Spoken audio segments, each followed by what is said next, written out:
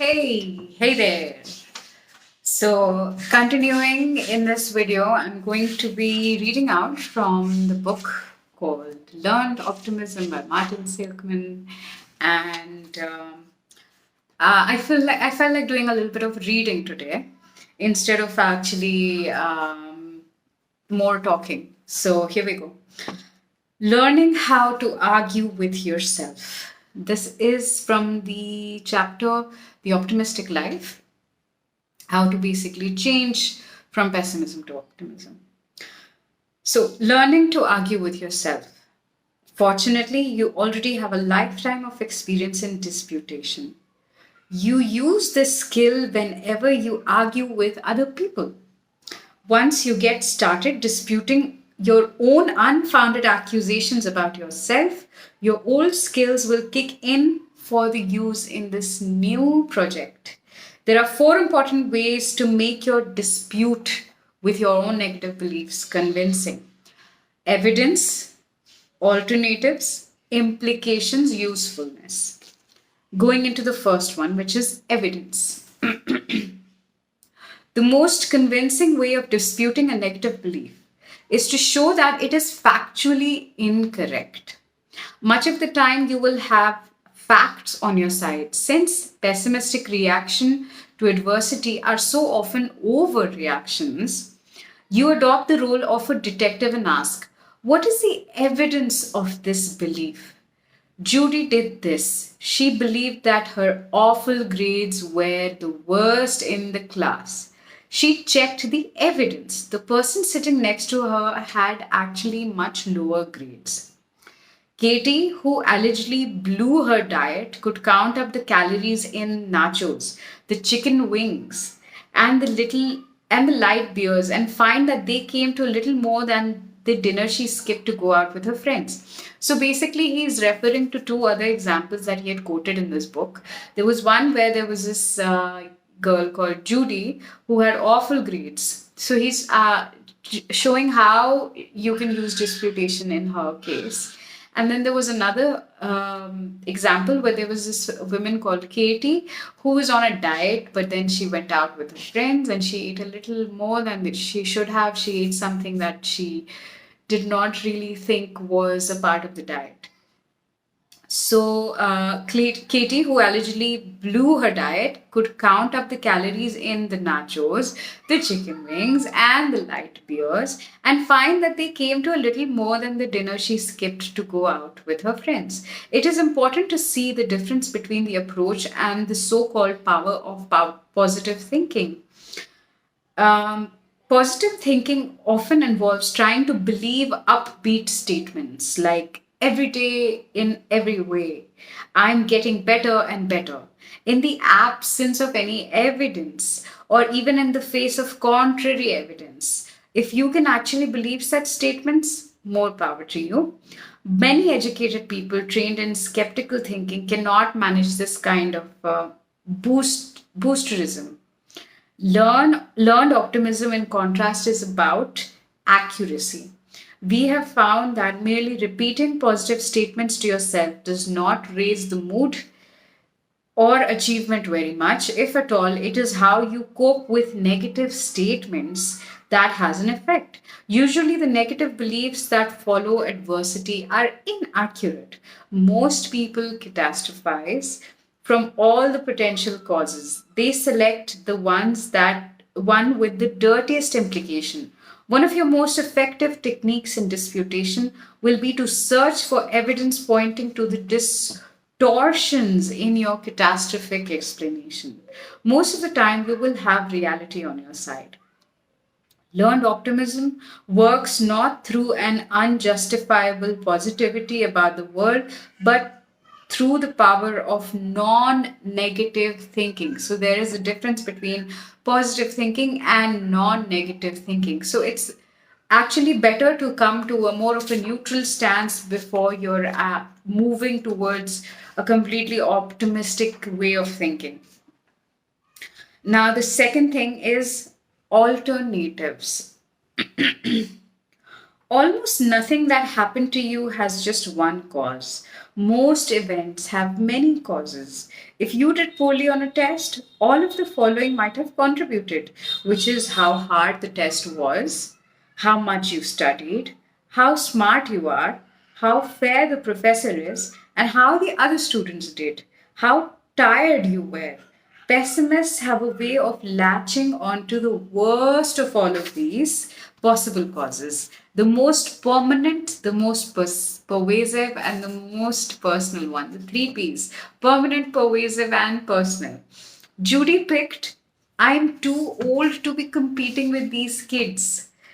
Here again, disputation usually has reality on its side. There are multiple causes. So, why latch onto the most insidious one? Ask yourself, is there any less destructive way to look at this? Judy, an experienced self disputer, easily found that there was: I have a full time job and I have a family.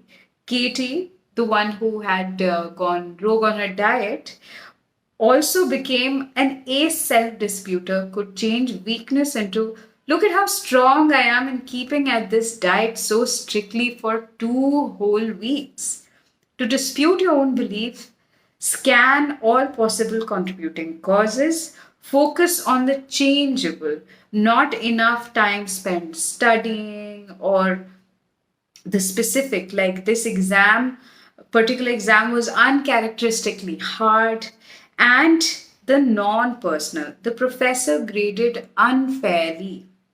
Causes: you may have to push hard at generating alternative beliefs. Happens, yeah. Remember that much of pessimistic thinking consists in just the reverse, latching onto the most dire possible belief. Not because the evidence supports it, but precisely because it is so dire. Your job is to undo this destructive habit by becoming skilled at generating alternatives to these negative thoughts.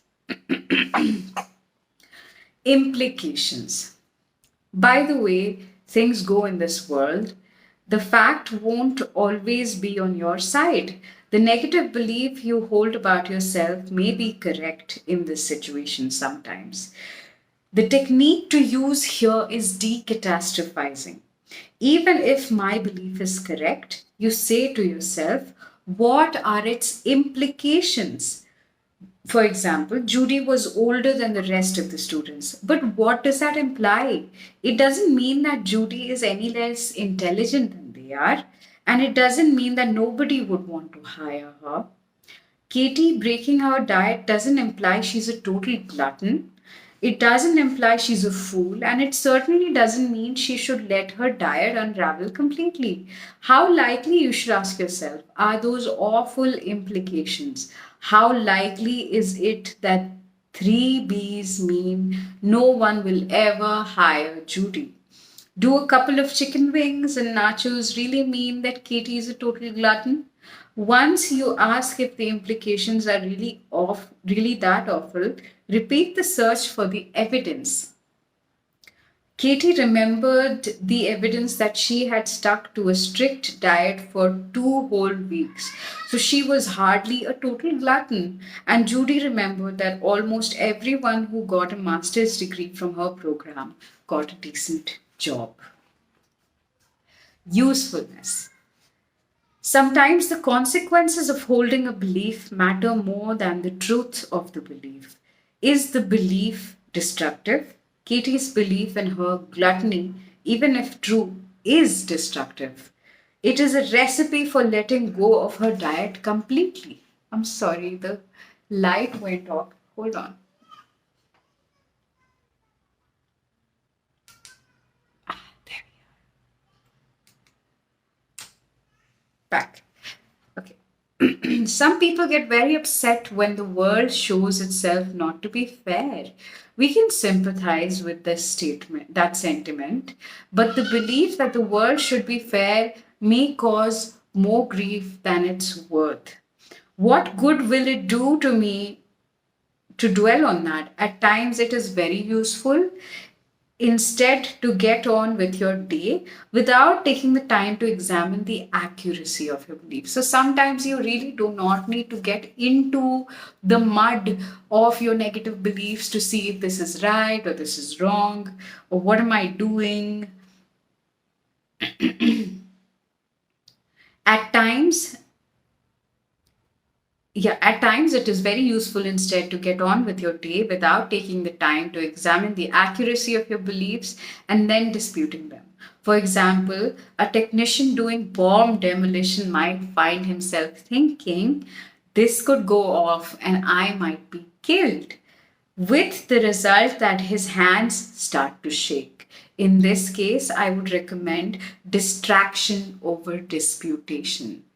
Whenever you simply have to perform now, you will find distraction the tool of choice.